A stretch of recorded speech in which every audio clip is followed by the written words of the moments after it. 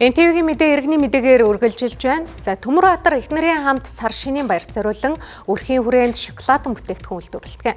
Их нар марлан хүүхдээ арах хугацаанд энэхүү бизнесийн санаагаа олсон байна. За ингэснээр тэд бүхий л баярын ёслолоор тухайн баярын онцлог тохирсон бэлгийн багцыг гаргаж үнгүүргэлтээр үйлчилдэг болжээ.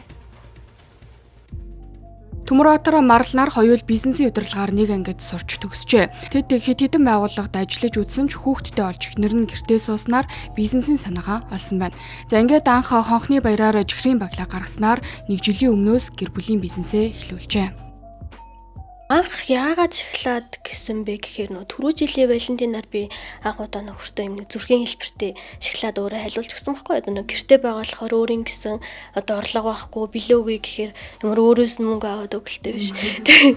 Тэгээд шоколад хайлуулж өгсөн. Тэгээд тэр үедээ болохоор гайгүй гарт ороод ер нь болчмоор юм байна гэж бодогдоод тэгээд ийм нөө шоколадны хэв арчаад ер нь боломжийн юм байна.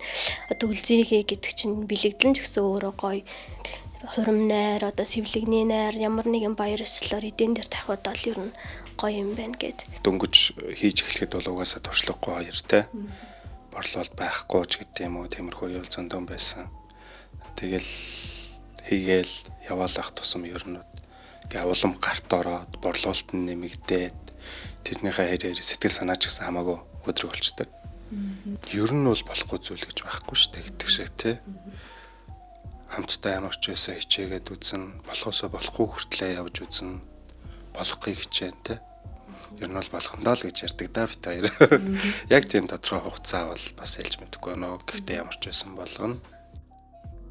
Тэд хонхны хоёр Мартин Амин, Цэргийн баяр, Сэвлэгний найр зэрэг бүхий л баяраар тухайн баярын онцлог эрэлт хэрэгцээнд нийцсэн бүтээгдэхүүнээр бэлгийн багцаа гаргадаг байна.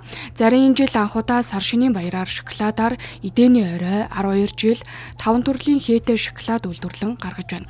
За ингээд нөхөр нь хүргэлтэндээ гарч сэтгэлээ шингэн гаргасан бүтээгдэхүүнээ захиалагчийн гарт өгдөг байна. Тэд цаашаад ямар ч баяраар хүнд ч өгөх боломжтой бусдыг баярлуулах төрөл бүрийн бэлэг гаргадаг бэлгийн дэлгүүртэй болох зорилго тавин хөдөлмөрлөж байна.